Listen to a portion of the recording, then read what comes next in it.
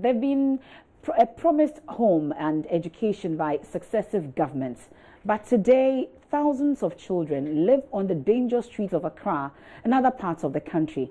The Gender Ministry estimates the number at 300,000 children.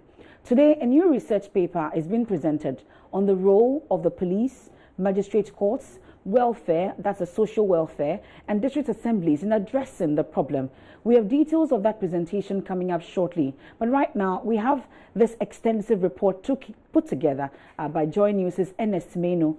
It was, in fact, a Judge 2017 Best Human Rights Report with a focus on child protection at last week's GJA Awards.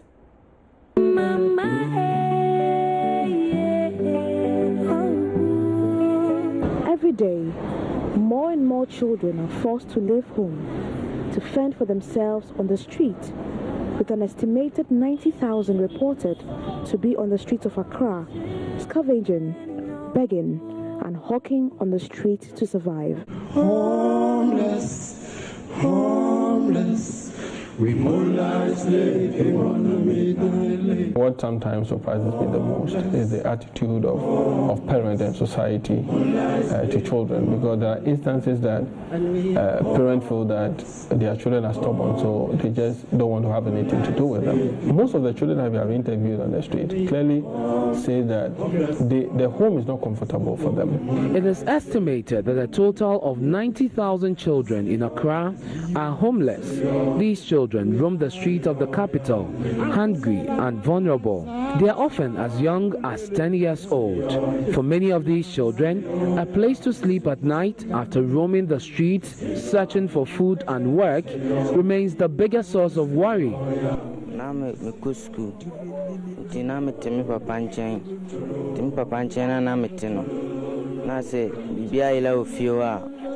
I used to live with my father at Tepa and was enrolled in school. But at home, I was accused of stealing once something goes missing. Apparently, my father's new wife was behind this. So eventually, my father sacked us from home and asked us to go live with my grandmother, who also didn't have much. My uncle attempted to help me acquire some skills, but I wanted to be in school, so I fled to Accra. In Accra, here at Kaneshie, I sold PK and tissue and managed to save 1,000 cedis. I went back to my hometown and handed it over to my dad to help pay my fees and take care of me. But he spent the money and rather accused me of stealing the money. So I left and returned to Accra. While here, I had a friend who shared the streets with me, but sadly stole my things and fled with it. Over here, we are at the mercy of the weather. If it rains, we seek refuge elsewhere, each one for himself.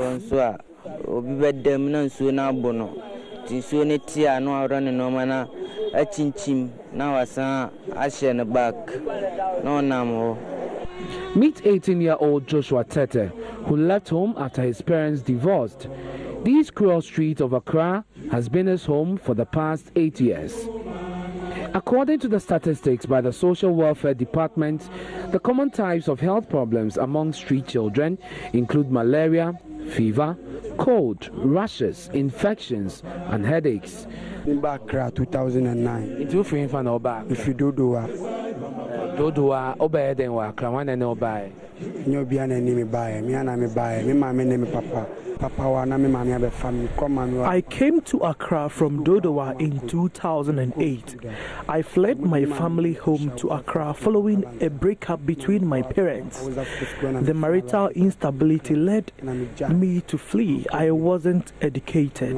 I was sent to learn Arabic, but I stopped and came to Accra, where I met these young boys cleaning windshields of vehicles and decided to join them. I gathered some money from begging for alms on the street, which I saved to buy tools for cleaning. Now I clean the windshield of vehicles for a living. I make up to 50 cedis on a good day. On lean days, however, I can make 10 cedis.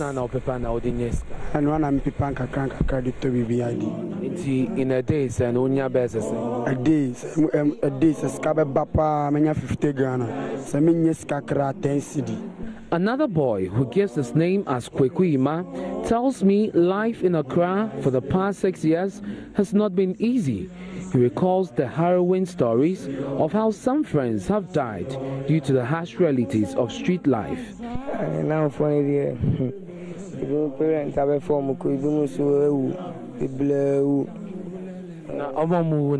Some of my friends have been taken away by their parents. Others have also died, some through accidents and others mysteriously. We sleep and wake up to find them dead. If it happens that way, we seek for help and bury them or take them to the hospital. Police for also have a fan. I'll be saved by baby. We feel it. Baby, we feel actually. According to UNICEF, street children fall in 3 categories: those who have lost ties with families and live alone on the streets, children who spend all or most of their time working on the street to earn income for their families or for themselves, and children who live on the street with their parents. Renowned human rights lawyer, pastor and politician Francis Xavier Sosu is one of such. Well, I have spent nearly 17 years on the street. From the beginning, it was a matter of assisting my mother. So that's quite a worrying situation there. NSME News reports that actually won him the GJA Awards. We'll take a quick break here on The Pulse. When we return, we'll delve deeper into this issue of streetism.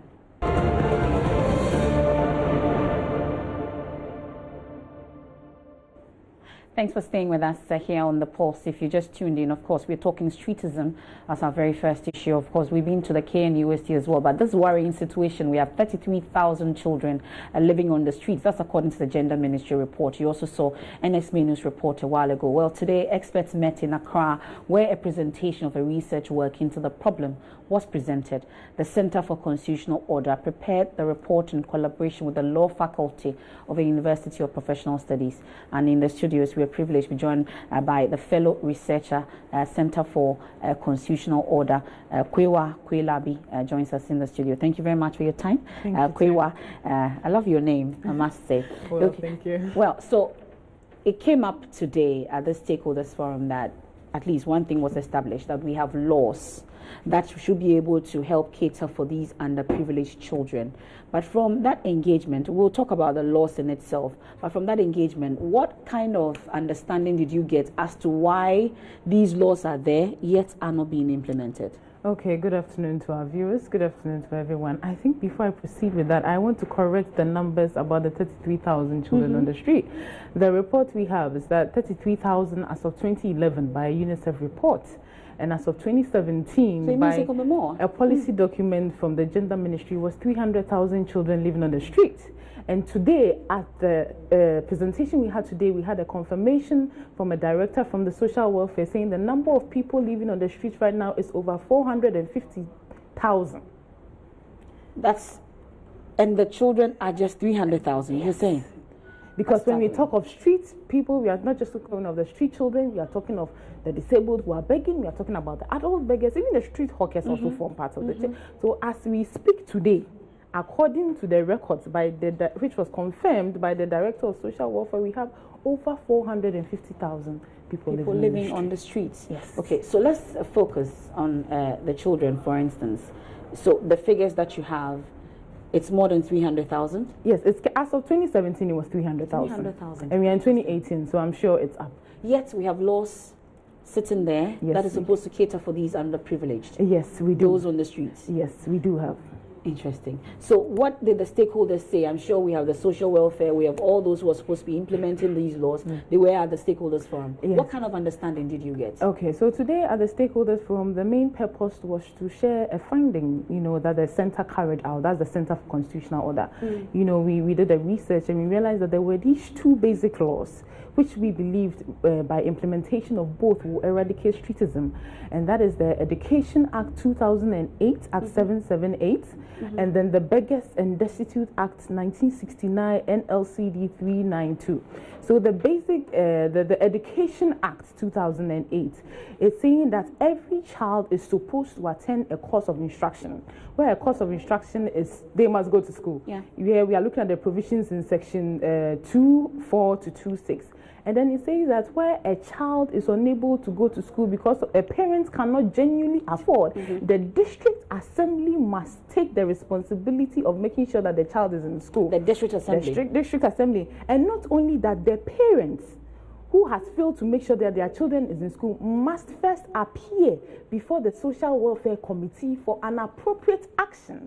And where the parent appears in front of that Social Welfare Committee and there's a direction given and the parent still fails, then the parent will be arraigned before the court and they are subject to fine, or instead of fine, community service. So you can see that if neglecting your duties. Yes, if the state actors, in this case the state actors are the district assembly, we are looking at the Social Welfare Committee of the district assembly, and then the courts, if they were implementing that law within their district, I'm not sure any child will be on the streets, because every district assembly is responsible for the welfare of the children within their district. Community. The law is not telling you come and look after the whole children in the nation within your district. Currently, we have about 254 districts. Every district assembly is responsible for theirs. So with this law alone, children will be in the streets, because even if you arrest the parents, arresting the parents and finding them does not guarantee that the child will go to school. But then the law goes further to say that then the district assembly would take charge and take that responsibility of that child. So how come it's not being done? Well, we did this thing in conjunction with the Beggars and Destitute Act law, which is also saying that begging is an offense. Yes. Specifically in section 2 of NLCD 392, begging is an offense. And so a police officer may arrest any person who is begging or at a place for the purposes of begging or wandering. And not only that, if you encourage begging, you have committed an offense.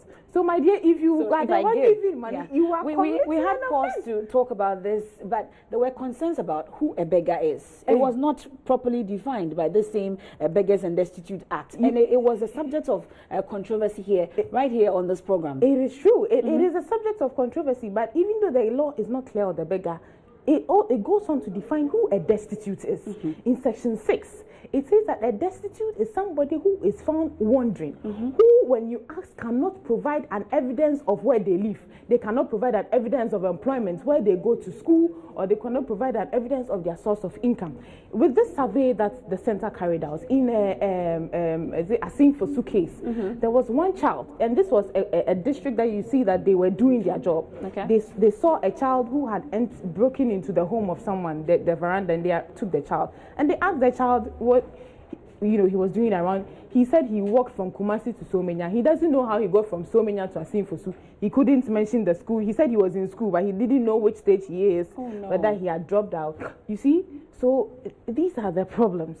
Do you get it? At least this district, they were doing their case, but that is the issue. And so at this forum today, when we had a representative from the police headquarters coming, we had the social welfare representative, we realized that all these 8 actors have to work together.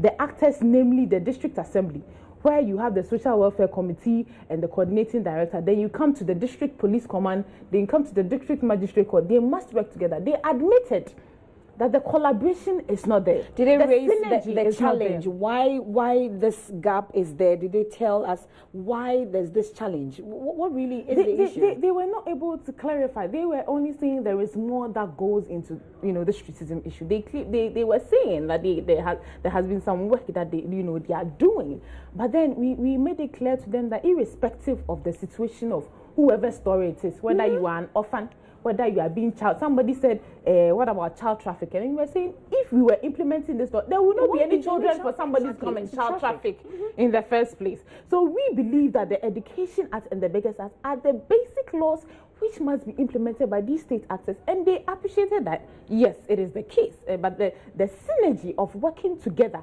is an issue, because awareness of the law, the survey that we carried out revealed that some people knew about the law, but you ask them about the provision, basically what the law is telling them to do, they say no. So 80% will say, oh yes, we know about the existence of this law, but only 20% will say, oh, we know that it says, we do. Some too gave excuses that, oh, you can't arrest a beggar in your street because, you know, but Ghana is a country, you know, upheld by the rule of law.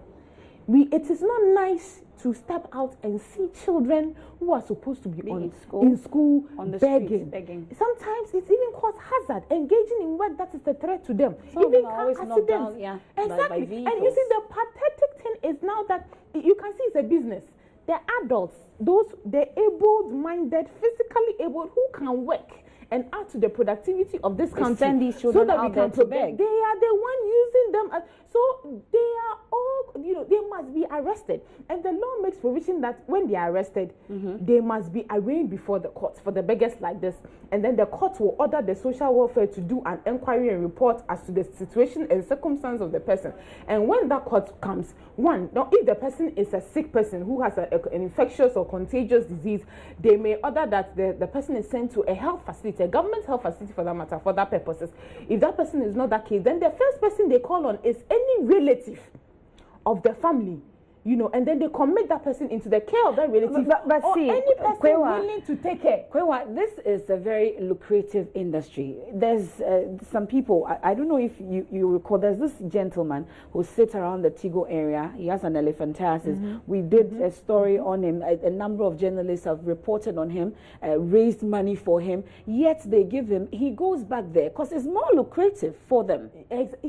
You see, he is going back there because you've given him the freedom to go back there. When you take him, are you using the law to first of all get him off the street and take him to where he's supposed to be? Has this gentleman been arraigned before the court, and has the court given an order as to where he's supposed to be? If you keep raising funds and you just keep raising funds, you are just raising funds. You are not following the law. And so what do you expect? So for us also reporting on them, we're also breaking the law. You should be very careful. You should be aware of the law that is there that says that when you take these people off the streets, it is the police that must do arrest. If you can't do an arrest, get the police to do that. And when they do that, they don't keep them for more than 24 hours. Then they're supposed to be arraigned in the court. Then the magistrate court will order, okay, well, this guy, we're near elephantiasis, send him to this hospital. This guy is mentally, admit him to this.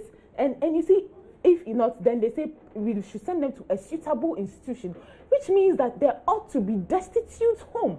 You know, are they there? Realistically, they are not there. We don't have shelter home. So that is why we are bringing this law. If it is not there, those but who the systems must be in place before we can implement these laws, Kwewa.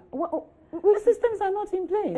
How then do we enforce these laws? Oh, they must enforce it. They must create the system. The law is already there. So yeah, because the system is not there, you will not implement the law. You have created the law. So how long has this law been on the tables? Yet the number keeps increasing. You said that's the sad we came from 33,000. We are now at 450,000. You say, and this law has been there. So the system must be created. There is no excuse. They must create the system. They must find a way to create it. There are funds that they must do that. Creating the system is not an excuse. Unless now they want to repeal these laws. Then come and repeal and we know that these laws are not there because we don't have systems to create them. Oh, Yamba laws, that sort of thing. But so far as the laws are there, they must be followed. And but our actions have already repealed the laws. Our actions have already repealed it. But you see, there are still laws that are there. That needs to be implemented. Exactly. So beyond these stakeholders and the talk about it, what are we hoping to do to ensure that those who are supposed to implement these laws do so to the letter? Obviously, you see, there's one statement that says you must shine the corner where you are. We can't do all, but we can do something. As a center, we are all about institutional compliance. And so we have held this first stakeholders forum. We were impressed by the inputs by the stakeholders.